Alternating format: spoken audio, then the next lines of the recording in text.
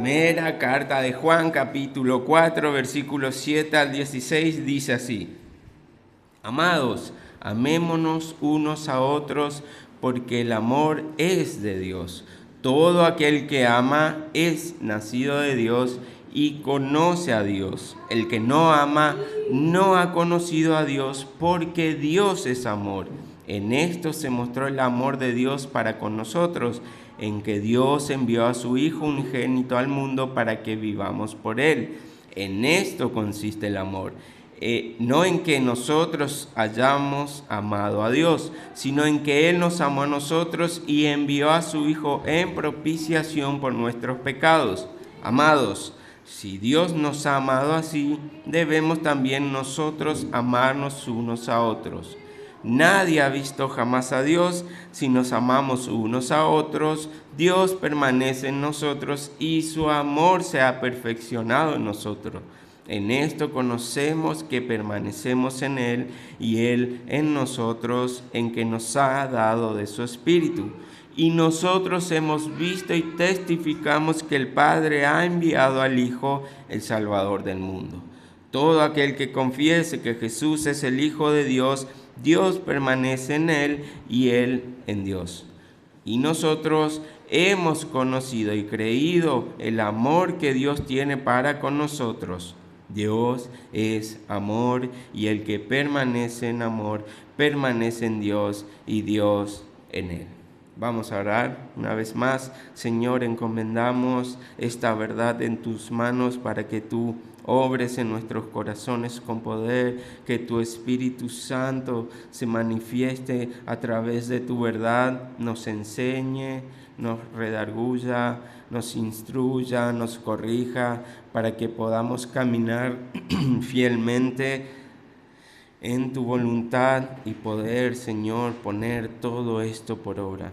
Que realmente podamos comportarnos como verdaderos hijos tuyos, demostrando tu amor al mundo. Te lo pedimos en el nombre de Jesús. Amén y amén. Y para tener una organización, un cronograma de estos versículos, claramente podemos ver tres temas a los cuales apunta y a los cuales nos da una noción para empezar a entender el texto de manera general y así poder ir desglosándolo. Primero nos dice que Dios es el único que tiene la autoridad para definir lo que realmente es amor. Segundo, nos dice que el amor de Dios por nosotros se expresa de forma suprema en la cruz de Cristo. Y tercero, nos dice que no puede haber un amor genuino por Dios y por los demás que no esté anclado justamente en la cruz expiatoria de Jesús. Entonces, en este fragmento podemos ver estos temas que vamos a tratar, y realmente es interesante poder notarlo, porque muchas veces hemos visto que en este mundo muchos creen que tienen el concepto adecuado de las cosas, de su sentimiento, de sus emociones, cuando realmente no es así.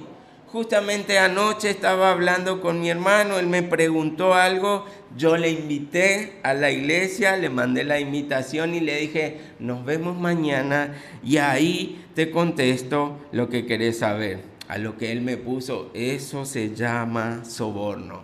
Al Señor no le gusta eso. Entonces yo, ni lerdo ni perezoso, aproveché la ocasión, le mandé Proverbios 17:8, piedra preciosa es el soborno para el que lo practica, a donde quiera que se vuelve haya prosperidad. Y bueno, después hablamos un poquito más, pero no estoy diciendo ni queriendo enseñar cómo funciona el soborno en este domingo, solamente era un juego que estamos teniendo con él. Usted sabe, tratos entre hermanos.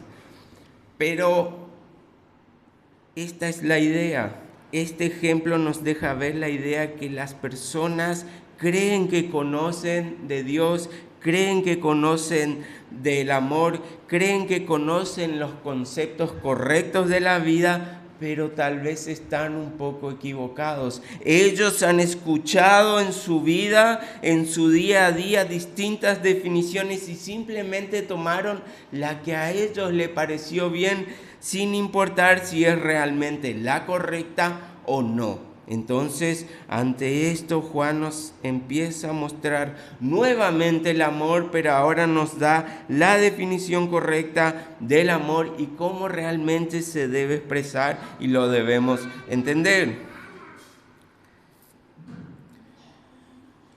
¿Y cuál tema más importante? ¿Cuál tema más debatido, más confundido, el que más mal se ha usado en distintas iglesias, arrancando por la idea que nos deja ver aquí? Dios es amor. Y con esta frase, bajo esta premisa, se cometieron tantos errores, tantas malas interpretaciones en muchas iglesias y aún hoy lo siguen haciendo porque justamente no han entendido realmente el concepto y lo que verdaderamente representa amar a Dios y que Él nos ame a nosotros. Juan, una vez más, como ya nos tiene acostumbrado, retoma el tema del amor. Por algo es llamado el apóstol del amor. Pero ahora se quiere asegurar justamente por todo lo que estaba pasando en el entorno donde fue dirigida esta carta y también un mensaje que nos llega ahora tan vigente de lo que realmente es este amor, trayendo al amor, conociéndolo realmente como debemos conocerlo, desde el punto de vista de Dios, desde el punto de vista del Creador, aquel que es amor. Entonces allí vamos a poder extraer la definición correcta de lo que el amor es. Entonces, aquí es donde podemos entender que Dios es el único que tiene el poder y la autoridad para definir lo que es el amor. Él es el único que nos puede mostrar y guiar cómo realmente se ve un verdadero amor en nuestra vida y cómo se vio el amor en Cristo, que vino a traer y mostrar lo que antes no se veía en Dios. A lo largo de la historia de toda la humanidad, este ha sido un gran problema. Corromper las definiciones que Dios ya nos ha dejado claro ha sido lo que nos ha alejado poco a poco de las verdades que Dios espera que entendamos y cumplamos. Creemos entonces egoístamente que muchas veces nosotros podemos armar nuestras propias definiciones basado en dónde estamos, cómo estamos y con quién estamos. Y allí formamos la idea de amor. Adán y Eva, allá en el principio, en el huerto, escucharon a la serpiente y entre líneas la serpiente lo que les decía es: si Dios los ama, ¿no dejarían comer de todos los árboles del jardín? ¿Por qué le prohíbe uno? Si Dios los ama, ¿por qué tendrían castigo de comer del árbol de conocimiento del bien y del mal? Él sabe que serán igual a Dios, por eso no quiere. Parece que Él no los ama tanto. Si Dios los ama, entonces ¿por qué les miente y les dice que van a morir cuando eso no va a suceder? Qué malo que es tu Dios, no les deja hacer nada. Entonces allí la serpiente astuta, con palabras astutas, estaba queriendo empezar a hacer dudar al hombre y a la mujer, a Adán y Eva, que Dios no los amaba como ellos esperaban. Egoístas, vanidosos, porque escuchaban a aquel que es el padre de la mentira. Y allí entonces el concepto que era tan claro, el concepto original de Dios, de su voluntad, del amor, empieza a ser manchado por el pecado, y esto es lo que hace que poco a poco empezamos a confundir, empezamos a poner nuestros deseos, nuestras definiciones y decir nosotros cómo es que debemos amar. Allí es como nosotros empezamos a poner de nuestra sabiduría, de nuestros deseos, de nuestros sentimientos y formamos esta mala definición de amar. Entonces, allí cuando Adán y Eva eligieron pecar, le estaban diciendo cara a cara a Dios que mi manera de hacer las cosas es mejor que la tuya. Allí le estaban diciendo a Dios que no les parecía que la forma que Dios quería guiarlos era la correcta. Allí le estaba diciendo a Dios que ellos iban a armar su propio concepto de libertad, su propio concepto de verdad y de amor. Por ende, ellos iban a elegir como les parecía. Y eso es lo que el pecado sigue haciendo hoy en nuestras vidas, poniéndonos argumentos para creer que lo nuestro es mejor que Dios. Entonces el pecado se vuelve ese amor a uno mismo que Dios rechaza, porque Él lo que nos dice es que su amor se va a ver reflejado en amor al prójimo. Que el amor que Él manda no es el que está puesto en nuestra propia persona, sino que se vuelca en la persona que tengo al lado. Pero esto, por el pecado, empieza a perder valor y empieza cada uno a hacer sus definiciones. Y así y allí empezó el declive de toda la sociedad humana, aceptando la mentira por la verdad, poniendo a un Dios amoroso como un Dios malvado, poniendo a un Dios que no era tan verdadero, cambiándolo por la mentira. Entonces eligen lo que no les convenía. Recuerdo cuando llegaba a la iglesia y hablaba con mis amigos y trataba de predicarles como bien me salía y me parecía.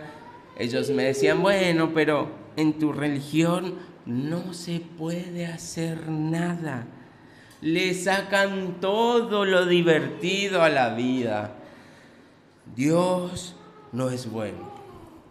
Dios no es un Dios de amor, porque si no nos dejaría hacer aquello que nosotros tanto anhelamos hacer. Nos dejaría ser un perro si deseamos ser un perro. Nos dejaría ser un niño si nos creemos niños aunque seamos adultos.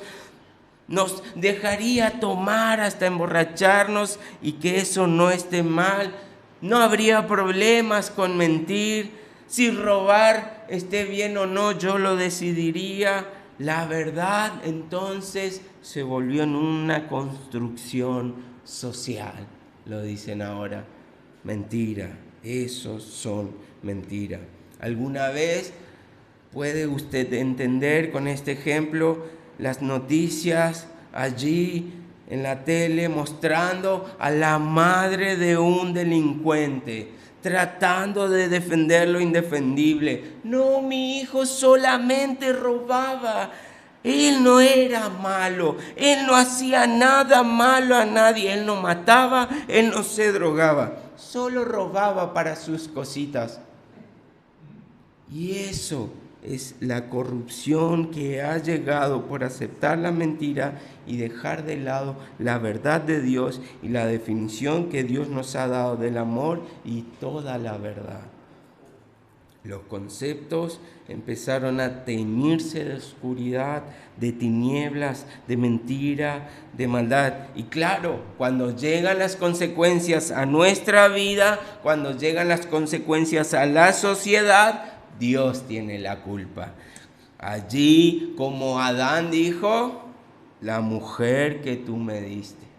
Allí llega el momento de aceptar la culpa y todo lo que debemos aceptar por nuestras malas decisiones, pero no nos hacemos responsables y nuevamente le echamos la culpa a Dios cuando Dios nos ha advertido y nos sigue advirtiendo cuál es el camino correcto y aún así decidimos no hacerlo. Allí Dios entonces desde el inicio está tratando de corregir, tratando de volver a traer al hombre y a la mujer al concepto original, tratando de que el hombre y la mujer nuevamente lleguen a su amor, lleguen a Él a través de la verdad. Mandaba profetas, mandaban personas que les declaraban la ley, Él mismo les dio leyes con el dedo, lo escribió en piedras, para que sus hijos, para que su pueblo tengan en claro cuál es el camino correcto, cuál es el camino a recorrer, cuáles son los mandamientos a cumplir. Pero vemos en toda la historia que no querían seguirlo. Vemos en toda la historia que aún esto empezaban a rechazar y solo había allí puñados de hombres que decidían creerle y decidían seguir con su perfecta voluntad. Por eso, luego de la caída al pecado, el Señor debe traer la solución para volvernos a traer y a acercarnos a Él como en el principio, aquella promesa tan grande y la más grande de la expresión del amor. Génesis 3:15, y pondré enemistad entre ti y la mujer, y entre tu simiente y la simiente suya, y ésta te herirá en la cabeza, y tú le herirás en el calcañar. El Señor tratando de volver a la humanidad a su verdad. El Señor una vez más haciendo de todo lo que Él tenía a la mano para que sus hijos vuelvan a conocer su amor, vuelvan a conocer la verdad y no anden extraviados en la mentira, creyendo también mentiras que Él no ha dicho. Todo el Antiguo Testamento ahora entonces empieza a teñir con este acontecimiento. Todo el Nuevo Testamento ahora se transforma en la sombra de aquello que habría de venir. Lo perfecto, a Cristo, la simiente de la mujer que pisó la cabeza de la serpiente. Y todo lo sucedido era para que se cumpla esto y llegue el cumplimiento de esto. Las descendencias allí empiezan a ser acomodadas por el Señor, fueron meticulosamente escogidas por Él, los acontecimientos, las personas, las situaciones, todo era un desarrollo en la humanidad para que Cristo en un momento específico llegue en carne y cumpla su gran misión, la cruz del Calvario. Lo que Dios prometió era lo que Cristo iba a cumplir en la cruz. Y Él, como un engranaje, fue poniendo a la historia, fue poniendo a las personas, todo tan perfecto que llegó el día y allí se manifestó el verdadero amor de Dios. Mateo 3, 13, 16. Lo leo en la versión lenguaje actual.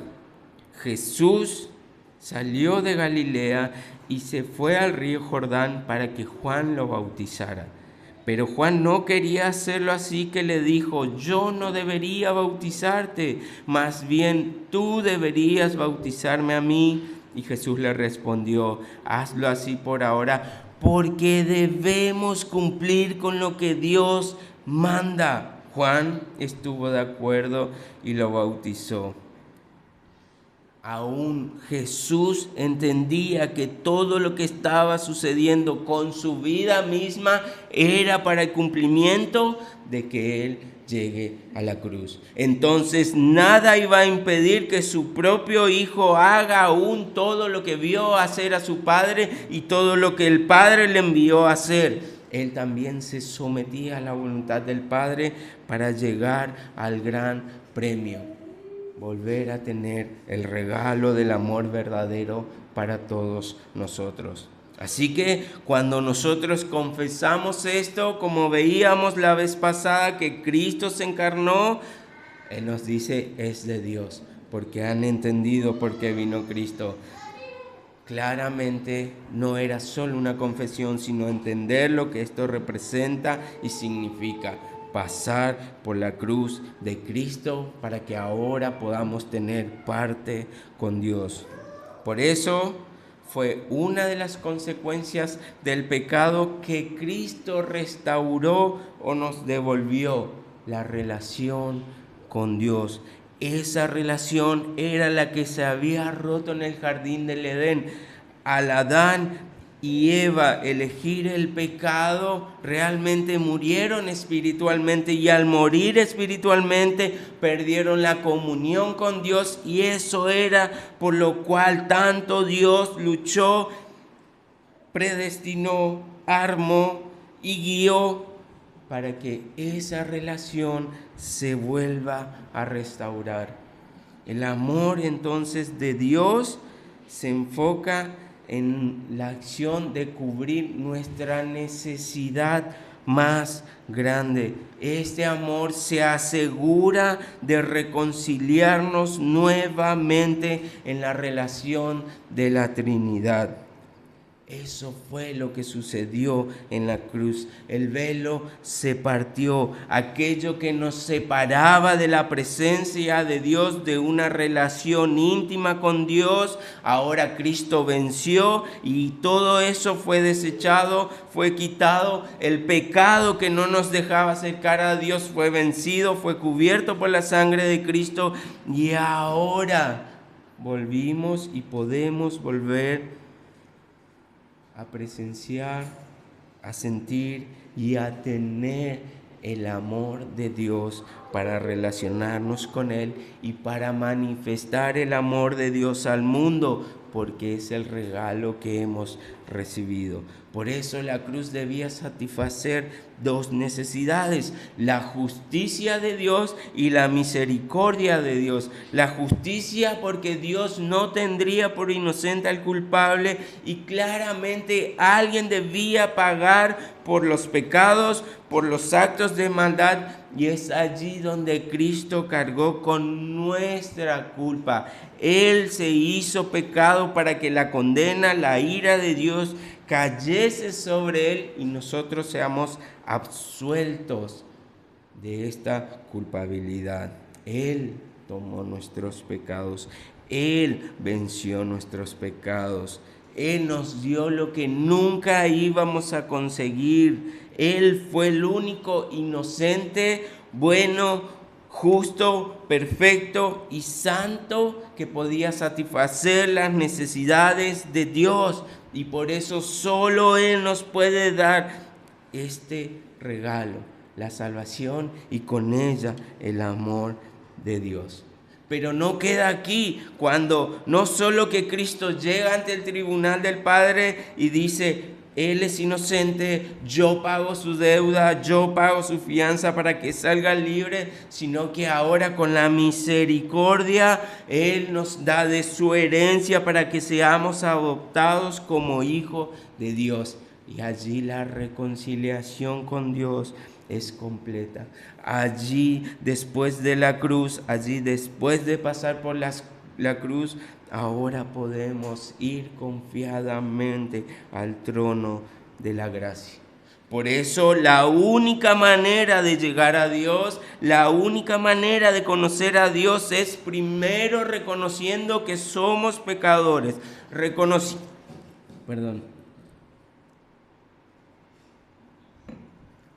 reconociendo que Cristo vino en carne, porque solo así tendríamos la oportunidad de ser declarados inocentes y de ser declarados sus hijos. Y esa relación de amor, eso que ganó Cristo, ahora es lo que nos dice Juan, que se debe manifestar en los demás, no en nosotros mismos. Gálatas 5:14. Porque toda la ley en esta sola palabra se cumple: amarás a tu prójimo como a ti mismo. El Señor sabía perfectamente que nosotros por el pecado somos tan egoístas que el amor hacia nosotros era algo que iba a estar siempre. Que tenemos la capacidad de amarnos porque somos egoístas, orgullosos, pero ahora nos dice, ese amor se debe volcar en el otro.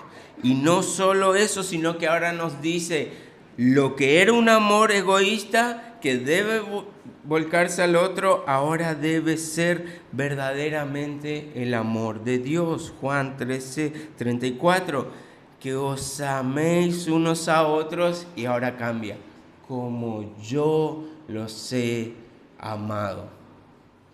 Entonces, de esta manera, Dios reconoce nuestra necesidad de una relación que debemos tener por Él.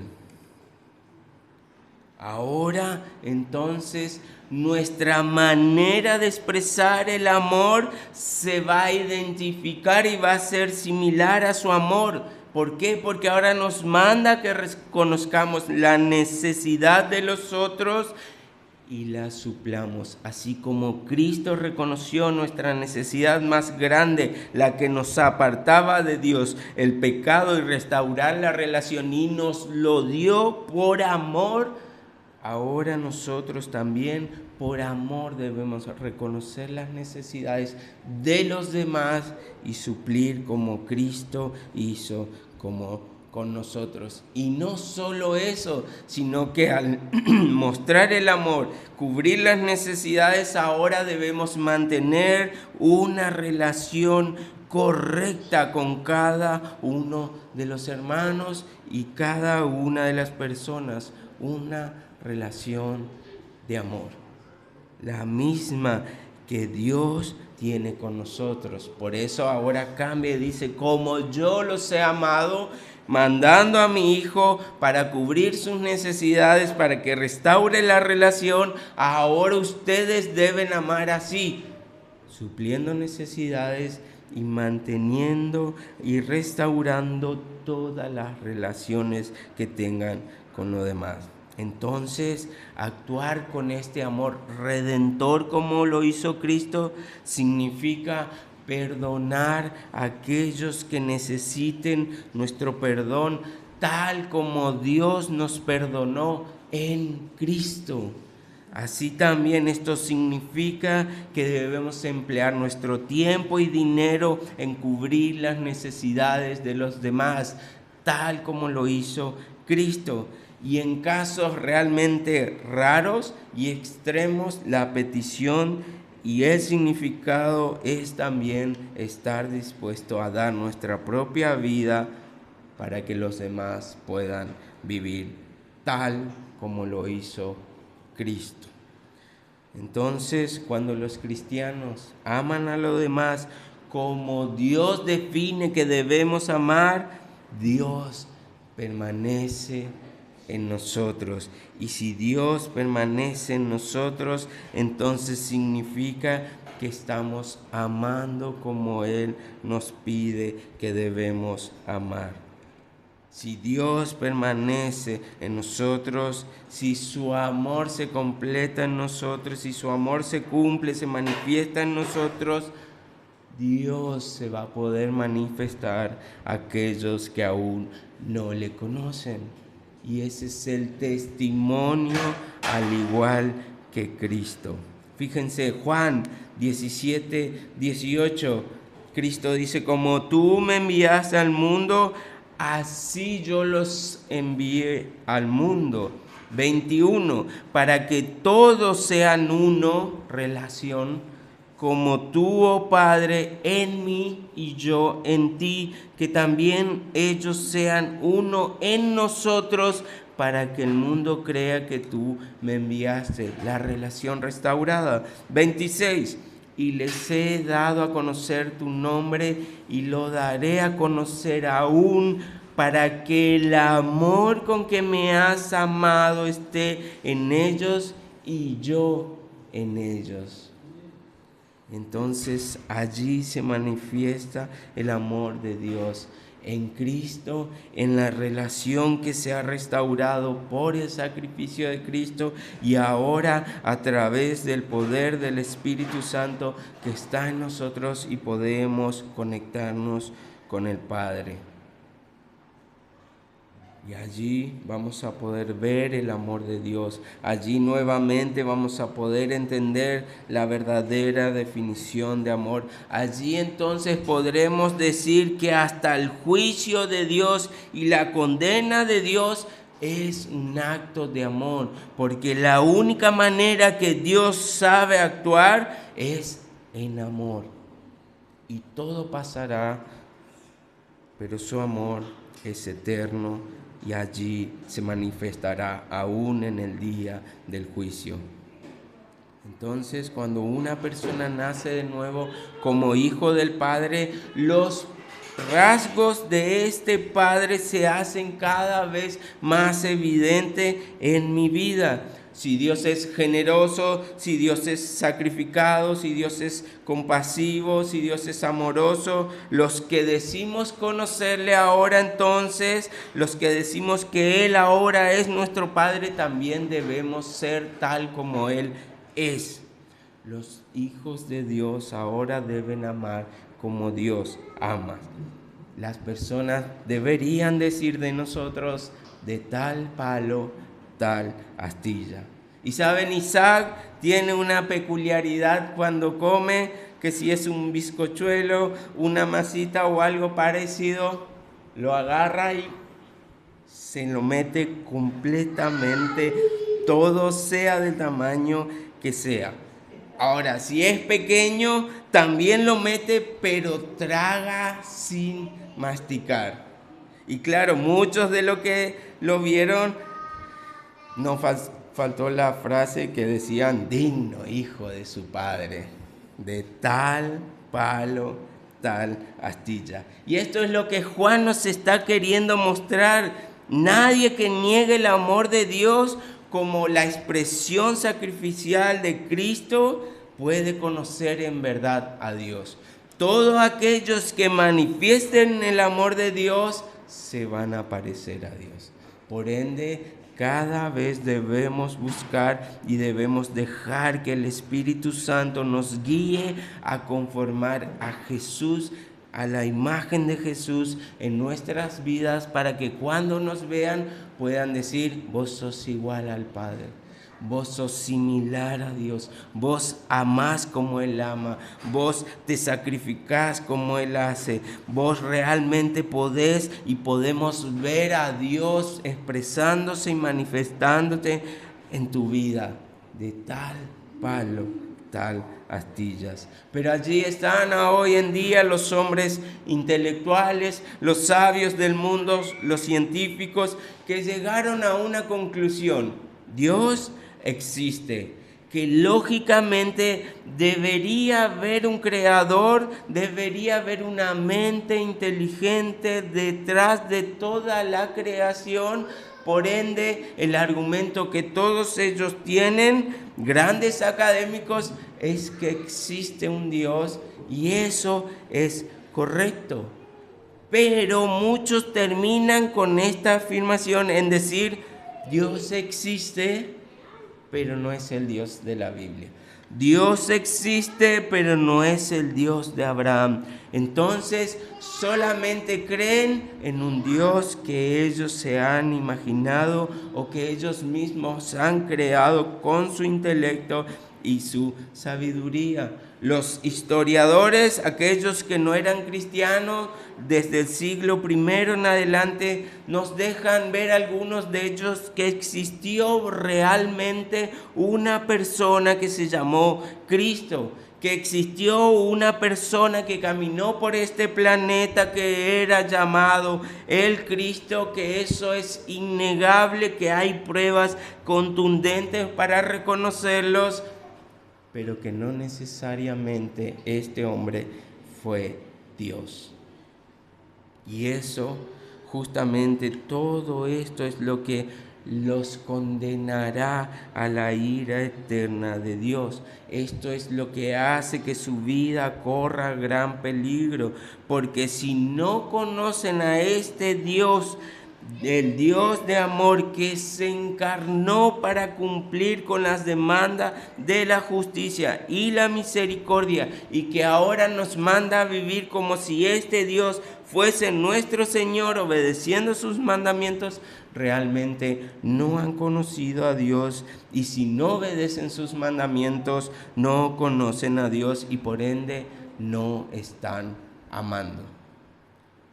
Nos alcanza entonces con decir y creer que Dios existe, sino que ahora esa declaración debe ser lo que transforme mi vida, debe ser lo que conduzca cada una de mis pensamientos, mis actividades y todo lo que yo haga, porque si Dios existe y lo reconozco como Cristo encarnado, que murió en la cruz, que pagó el precio de mis pecados, ahora debo amar como Él amó, dispuesto a suplir las necesidades de los demás y a mantener una relación como deberíamos hacerlo, porque Dios nos amó primero. Y así entonces, después y llegando a conocer a Dios, como Él nos pide que lo conozcamos, un Dios de amor, podemos ver cómo Él, con algunos ejemplos, nos dice que lo hagamos. ¿Qué representa o cómo se ama a Dios en nuestro día a día? Primero, entonces, conociéndolo, pasando por la cruz de Cristo y allí poder conocer a Dios. Mateo 11:27, todas las cosas me fueron entregadas por mi Padre y nadie conoce al Hijo sino el Padre, ni al Padre conoce a alguno sino el Hijo y aquel a quien el Hijo lo quiera revelar. Si no vamos por Cristo, si no estamos en Cristo, si no llegamos a Dios por Cristo, no estamos conociendo a Dios. Tal vez creemos que lo conocemos, pero no estamos conociendo a Dios. Solo es a través de Cristo y a través de su cruz. Cargando la cruz que Él nos da es que vamos a conocer a Dios y su verdadero amor. Lo otro que podemos entender es que debemos humillarnos. Filipenses 2:5-8. Haya pues en vosotros este sentir que hubo también en Cristo Jesús, el cual siendo en forma de Dios, no estimó el ser igual a Dios como cosa que aferrarse, sino que se despojó a sí mismo tomando forma de siervo, hecho semejante a los hombres, y estando en la condición de hombre se humilló a sí mismo, haciéndose obediente hasta la muerte de cruz. Cristo se humilló por amor, debemos hacerlo también nosotros. Pero también nos dice que debemos obedecer. Este es otro requisito, otro mandato, otra característica que podemos ver en su amor. Juan 5:19. Respondió entonces Jesús y le dijo, de cierto os digo, no puede el Hijo hacer nada por sí mismo, sino lo que ve hacer al Padre, porque todo lo que el Padre hace, también lo hace el Hijo igualmente. ¿Lo ve? Conociendo a Dios, humillándonos y obedeciendo, porque Cristo siquiera se atrevió a hacer cosa alguna que no haya hecho o dicho el Padre. ¿Qué nos hace pensar que expresar el amor de Dios es dejar de obedecer a Dios? Entonces allí volvemos a la palabra de Dios, estudiamos y vemos cuál es la obediencia que Él nos pide, cuál es su voluntad, y obedecemos y hacemos todo tal cual como lo dice el Padre, de tal palo, tal astilla. Y entre otras cosas, sufriendo. Primera de Corintios 13:4-7. El amor es sufrido, es benigno, el amor no tiene envidia, el amor no es jactancioso, no se envanece, no hace nada indebido, no busca lo suyo, no se irrita, no guarda rencor, no se goza de la injusticia, más se goza de la verdad. Y de vuelta, lo vuelvo a repetir, todo lo sufre, todo lo cree, todo lo espera, todo lo soporta. Y esto de manera muy general, sin ser los requisitos detallados, es lo que podemos empezar a ver de cómo entonces debería verse el amor de Dios en nosotros después de suplir las necesidades, cómo se debe ver esa relación de mi persona con Dios y de mi persona con los demás, obedeciendo a Dios, humillándonos ante Dios, conociéndolo y entre otras cosas sufriendo por el Evangelio, sufriendo por amor a Cristo. Entonces, si es hijo de Dios, ame como Dios manda que amemos. Y si no ama, también esta es una buena noticia. La cruz es el mismo que nos va a llevar a amar, es también la misma que nos da la invitación para participar de este amor si aún no lo hacemos. Ella es la puerta, ella es la manera de llegar al amor de Dios. Por eso, así seamos cristianos y queramos aprender a amar, debemos pasar por la cruz. Y si no seamos cristianos y aún no conocimos a Dios, también debemos pasar por la cruz, porque es ella la que nos invita y nos regala para llegar a Dios, conocer su amor y ser limpio del pecado, que es lo que nos separa de Dios. Así que, ¿cómo se logra esto? Reconociendo que soy pecador, reconociendo que no amo a Dios como Él realmente me lo pide, reconociendo que estoy teniendo una vida lejos de Dios, lejos de tu amor, y arrepentirme por darle la espalda, por no vivir conforme a lo que Él me pide, creyendo ahora en Cristo, creyendo que Él realmente vino en carne, que fue Él, Dios encarnado, que Él pagó el precio por mis pecados, que Él es el que nos da la oportunidad de reconciliarnos con el Padre, y esto, solo esto, cambiará toda nuestra vida. Ahora, después de conocer su amor, será el representante de su amor a través de su Espíritu Santo. Ahora, su amor, su paz, su gozo y toda la herencia de Cristo será nuestra por la eternidad. Entonces, con lo único que deberíamos salir esta mañana es entender, pensar y tratar de que la gente pueda ver a Dios en mi vida, de que la gente pueda decir de tal palo, tal astilla, que realmente el amor de Dios se manifieste en nosotros y que no necesitemos aún palabra para que ellos puedan ver que nuestro obrar es el mismo obrar que tuvo Cristo, porque Él dice que también enmudeció y aún así Él representó el amor de Dios en todo momento, en toda circunstancia. Que tengamos una vida conforme al amor de Dios. Amén.